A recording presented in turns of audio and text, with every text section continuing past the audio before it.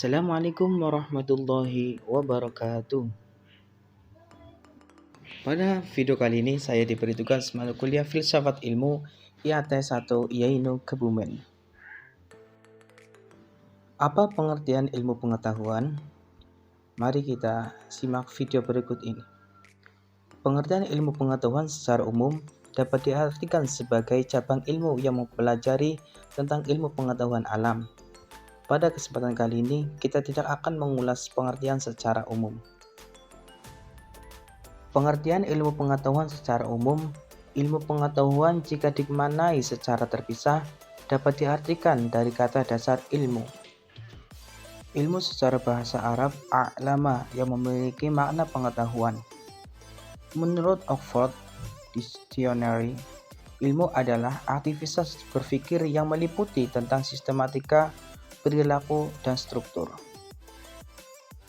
Sementara ilmu dalam perspektif bahasa Indonesia, ilmu adalah pengetahuan tentang bidang tertentu yang dibuat secara sistematis. Jika dipandang secara holistik, maka ilmu adalah kumpulan pengetahuan berdasarkan sumber dan teori yang telah disepakati secara bersama. Jika ilmu pengetahuan digabung, maka secara sederhana dapat disimpulkan sebagai ilmu yang menyelidiki, meningkatkan, menemukan demi tujuan memberikan pengertian kepada para pembacanya, di mana manusia itu sendiri memiliki rasa penasaran sebagai bentuk kebutuhan. Maka lahirlah ilmu pengetahuan dari berbagai pandangan yang sifatnya memberikan informasi, memberi pengetahuan, dan memberi pengalaman bagi yang mau menerima ilmu itu sendiri. Ilmu pengetahuan secara global dapat diartikan sebagai kumpulan ilmu pengetahuan yang disusun secara metodologi dan sistem. Tujuannya untuk mencapai ilmu secara universal dan dari segi kebenarannya. Dapat diverifikasi. Ilmu pengetahuan itu sendiri sebenarnya bersifat terbuka, dapat dijadikan sebagai problem solving terhadap masalah dan bersifat plural. Nah, di sini ada pengertian ilmu pengetahuan menurut para ahli. Menurut Deliangque, ilmu adalah usaha manusia untuk memahami dunia dan sekelilingnya melalui 3 bidang yang meliputi bidang pengetahuan ilmiah, bidang personal ilmiah, bidang personal ilmiah, dan bidang personal ghaib.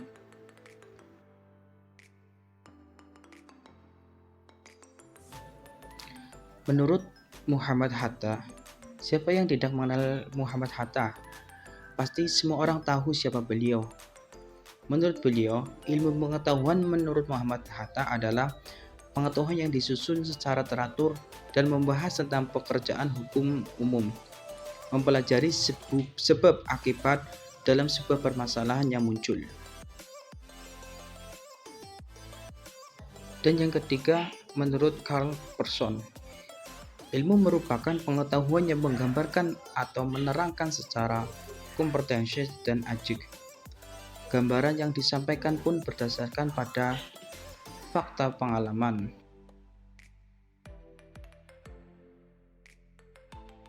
Dan yang keempat, menurut Dadang Ahmad S., ilmu pengetahuan adalah sebuah proses untuk menemukan penjelasan terhadap fenomena, terhadap kondisi alam, atau apapun yang dipertanyakan.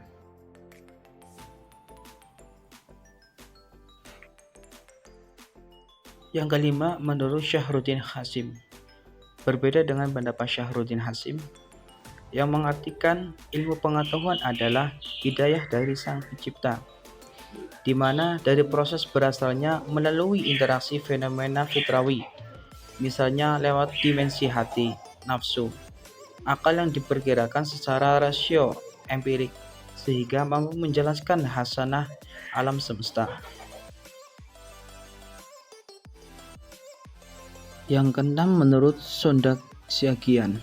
Sementara Sondag-Xiagian mengartikan ilmu pengetahuan adalah rumus, dalil, dan prinsip yang diperoleh dari percobaan, dan kemudian dari hasil percobaan dikemas secara sistematis. dan disampaikan secara berulang sampai teruji kebenarannya. Dan akhirnya ilmu pengetahuan inilah yang akhirnya dipelajari. Dan yang terakhir, yang ketujuh, menurut Abu Bakar. Pengertian ilmu pengetahuan menurut Abu Bakar adalah sudut pandang dan buah pikiran seseorang, di mana buah pikiran tersebut sudah memenuhi persyaratan dalam ilmu pengetahuan di cabang tertentu.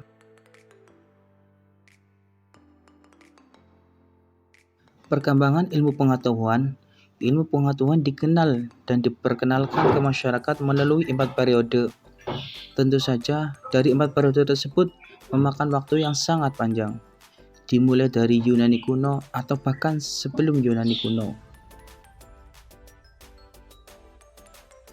Berikut ada 4 periode perkembangan ilmu pengetahuan. Yang pertama, Yunani kuno. Yunani kuno adalah salah satu induk ilmu pengetahuan. Pasalnya, di Yunani kuno sudah banyak filsuf yang memiliki pemikiran yang luar biasa. Disinilah ilmu pengetahuan mulai lahir secara pesat. Jadi, Yunani kuno paling banyak melahirkan ilmu pengetahuan, seolah di sanalah awal mula lahirnya ilmu pengetahuan.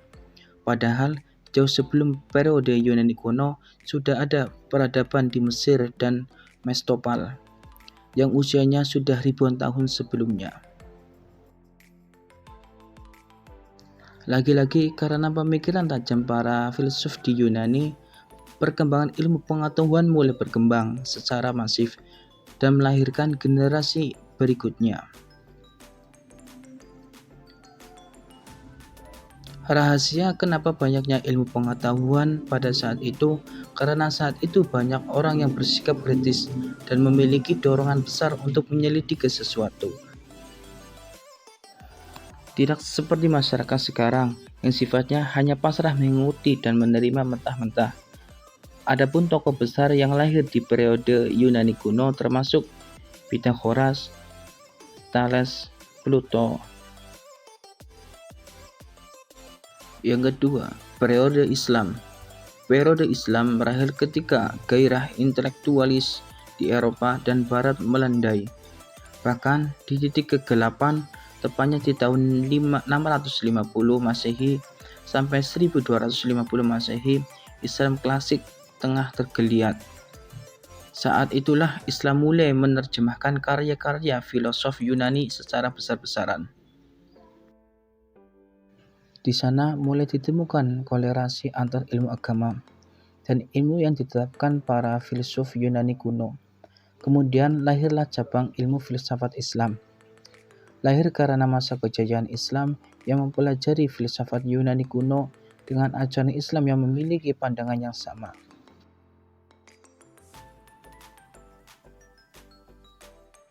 Tiga, masa Renaissance dan modern.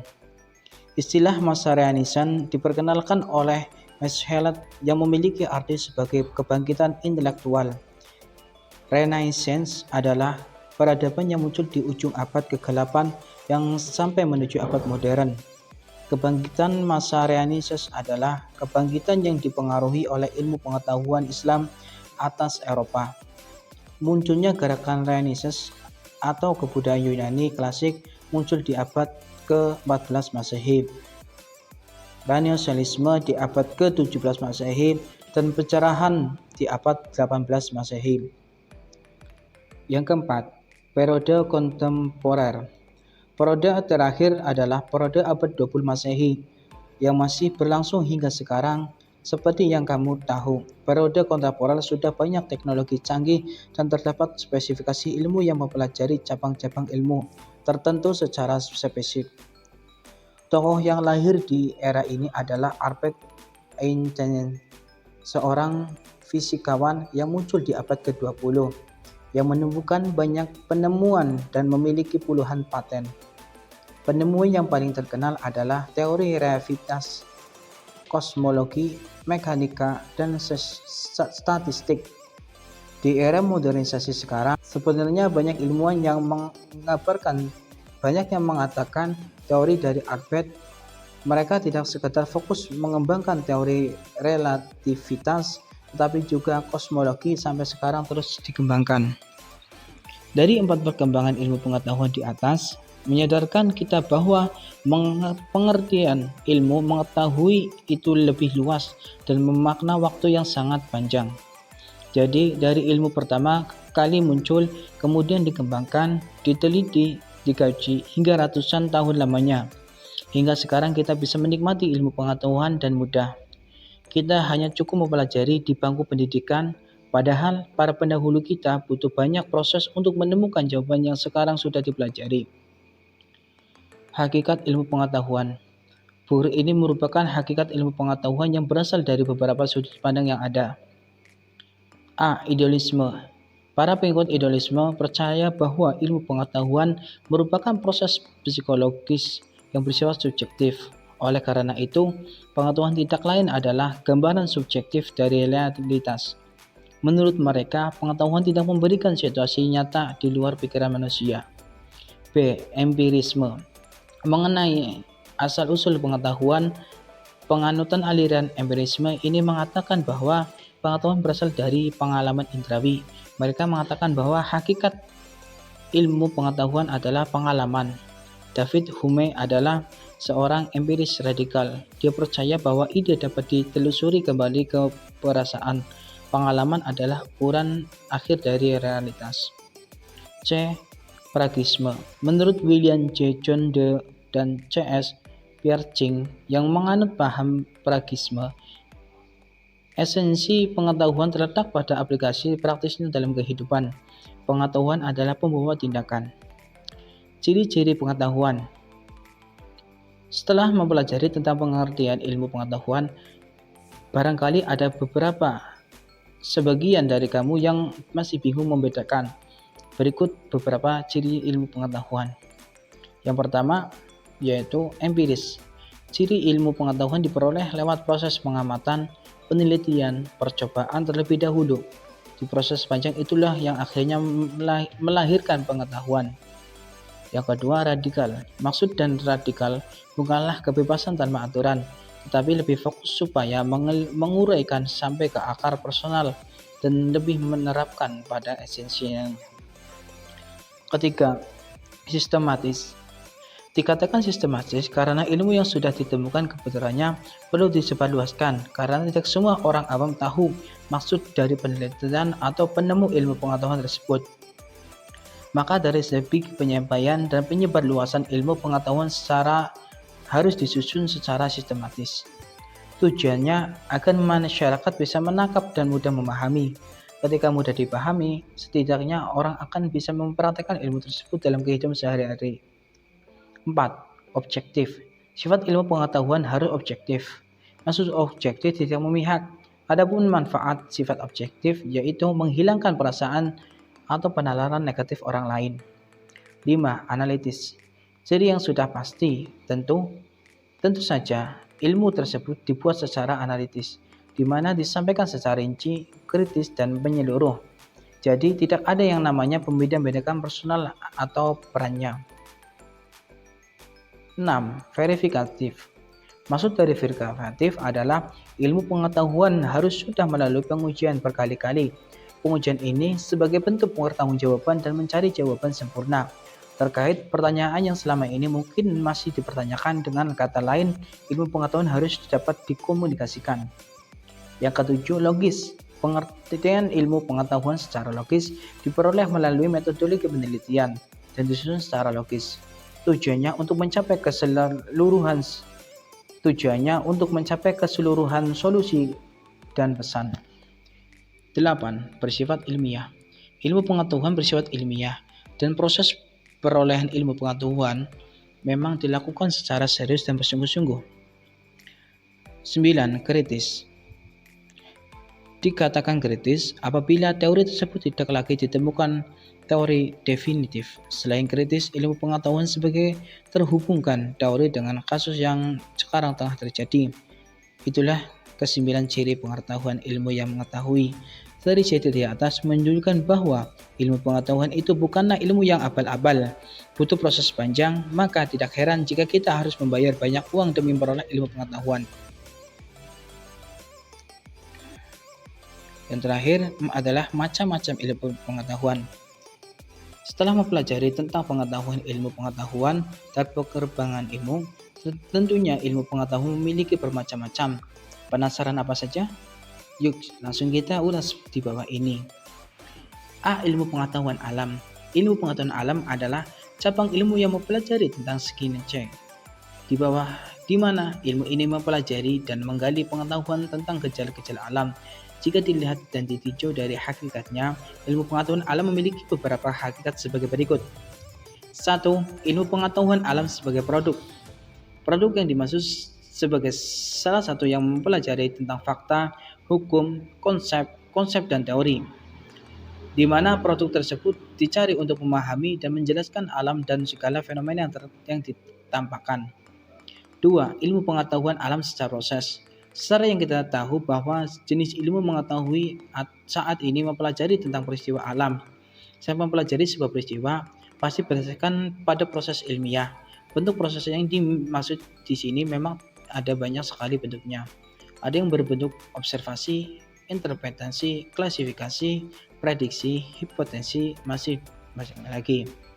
Yang ketiga, ilmu pengetahuan alam sebagai sikap.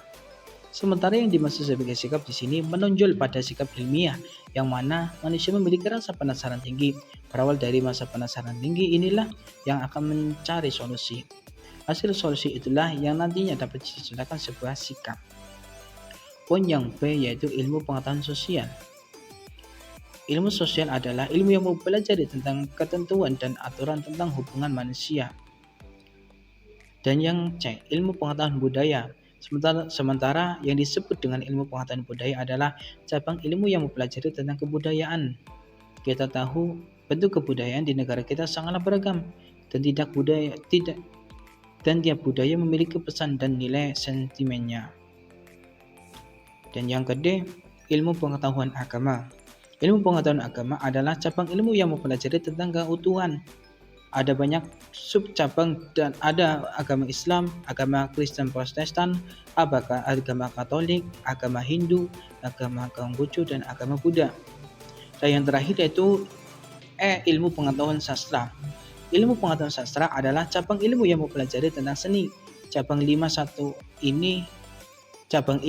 ini ternyata cukup tua dan sudah dipelajari sejak zaman Yunani kuno. Ilmu pengetahuan sastra itu sendiri memiliki 3 cabang yang terdapat kamu pelajari, yaitu cabang ilmu sastra, sejarah sastra, dan kritika sastra. Dari beberapa macam urusan tentunya tentang pengertian ilmu pengetahuan di atas, semoga memberikan pencerahan tentang perbedaan di antara keduanya. Semoga bisa bermanfaat ilmu pengetahuan yang ada untuk mempelajari dampak positif kepada manusia. Ya, begitulah penjelasan dengan ilmu pengetahuan secara umum. Apabila ada yang kurang tepat, mohon bisa ditulis dalam kolom komentar. Sekian dari saya, Ainun Ma'ruf, dan teman saya Ahmad Fauzan. Wassalamualaikum warahmatullahi wabarakatuh. Bye bye.